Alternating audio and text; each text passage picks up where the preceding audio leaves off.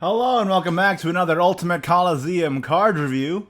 As is tradition, after I released the last card review video, more cards were revealed.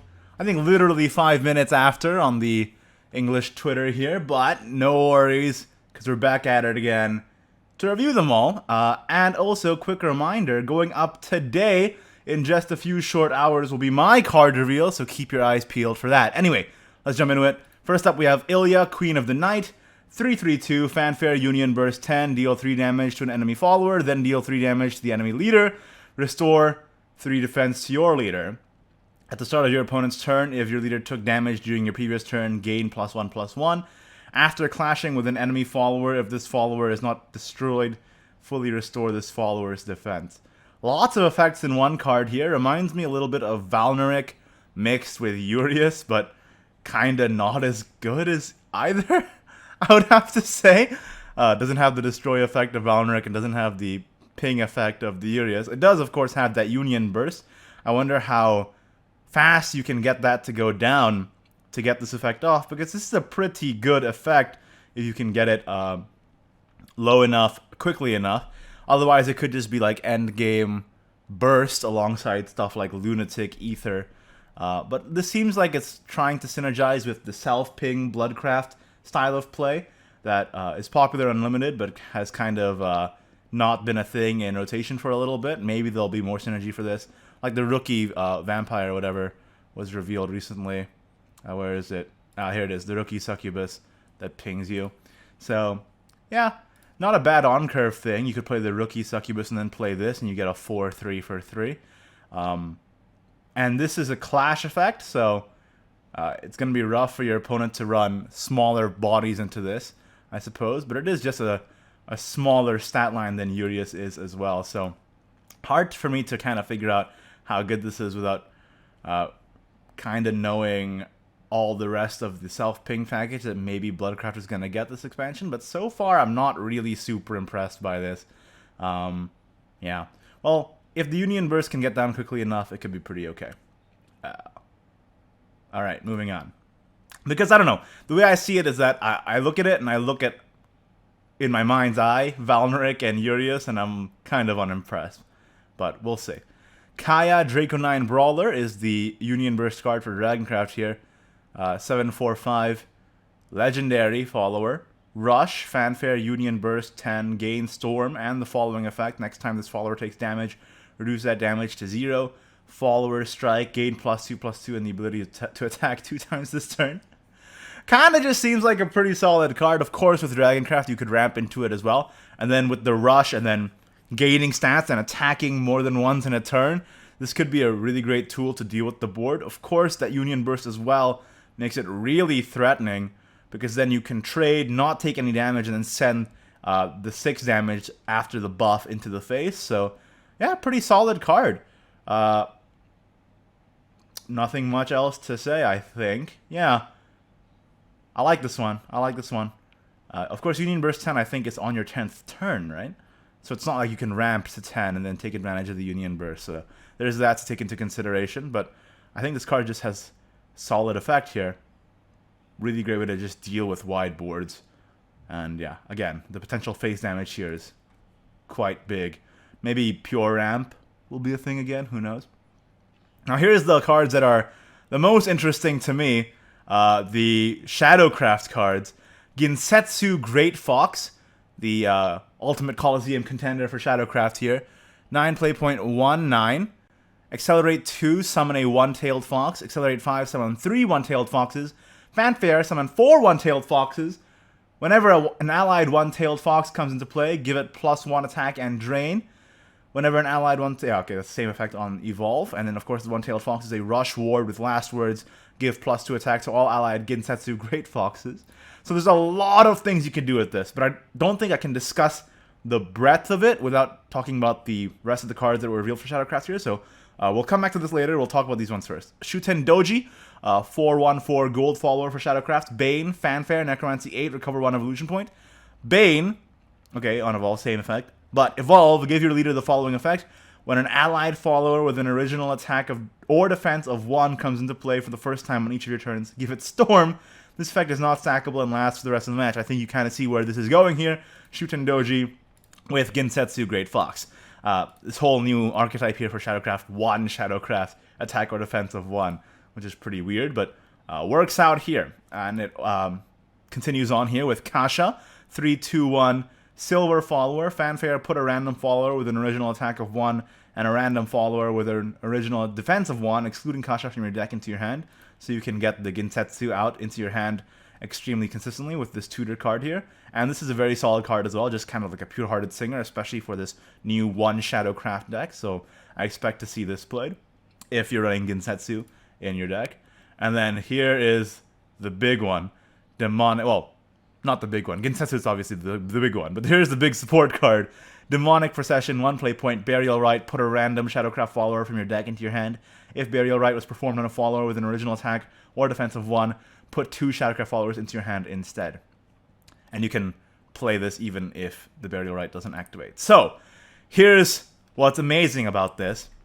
The Ginsetsu Great Fox, obviously, is a pretty solid card here. 1/3 with Russian Ward for 2, or 3 1/3s with Russian Ward for 5 is already good. But then there's that crazy combo potential of evolving Shutendoji, which, by the way, is also a solid card. Not amazing stats, but it has Bane, so the Evo isn't wasted. It can take out something much larger while giving you that leader effect that you need for your deck to work.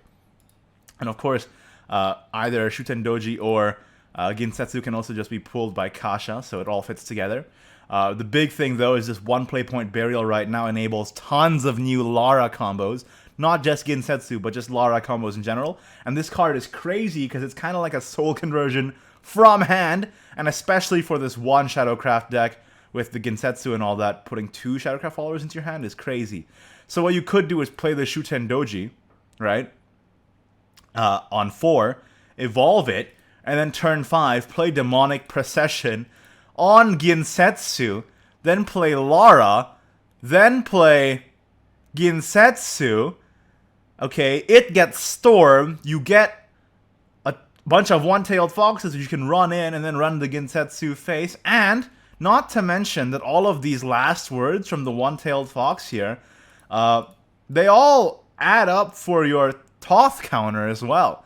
So I feel like Shadowcraft has got like a huge bundle of cards that all work together, as well as work with existing cards as well, and they're all pretty solid. So I'm pretty excited to see how people play around with Ginsetsu Great Fox, and you know, already with just what has been revealed so far, we can think up these crazy combos that seems to be pretty powerful. So yeah, I'm pretty excited. If they get any more support for this kind of thing, it could become a real deck next expansion, and I hope it does become a real deck next expansion. It'll be quite awesome.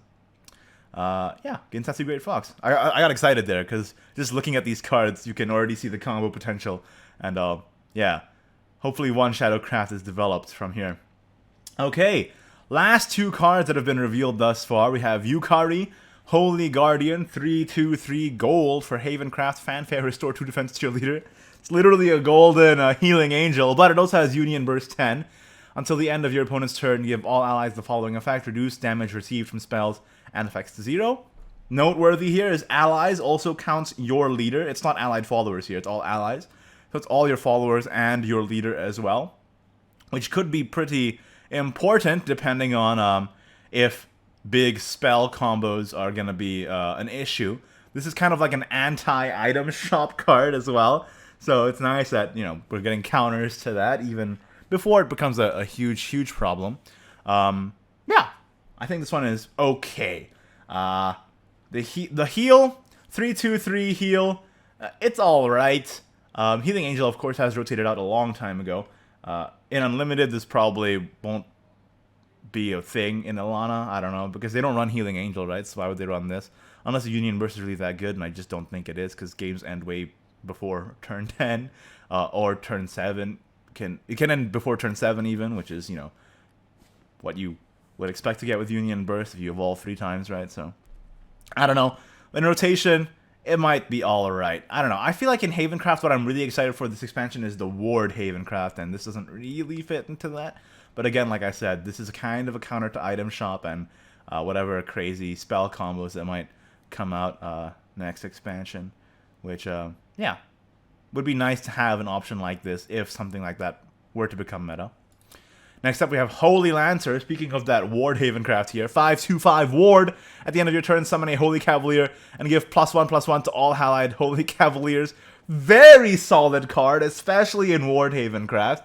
Especially because you have so many cards that summon Holy Cavaliers now. Especially, I'm saying especially a lot. But you know, the new amulet, the golden amulet that came out with the last mini expansion, I forget the name. But it also summons Holy Cavaliers every turn.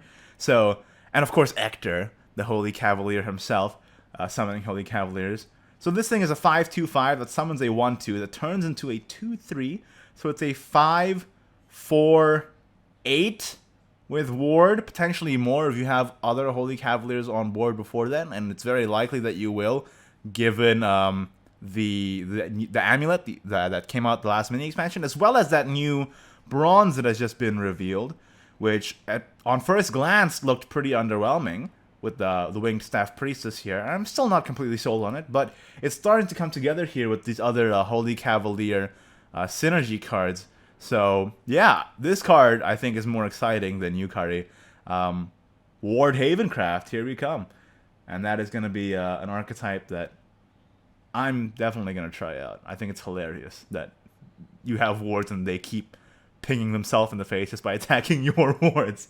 And that's it for this card review video. Hopefully you enjoyed it. Like it if you did. Don't if you didn't. Subscribe for more Shadowverse content and Ultimate Colosseum hype in the very near future. Of course, remember, quick reminder, my own card reveal is coming up in just a few hours, so keep your eyes peeled on this very channel for that. Of course, thank you to my wonderful patrons, patreon.com/Ignideus. If you would like to support the channel as well, I would highly appreciate it. Helps out a lot. Thank you so much for watching. See you next time. Bye-bye.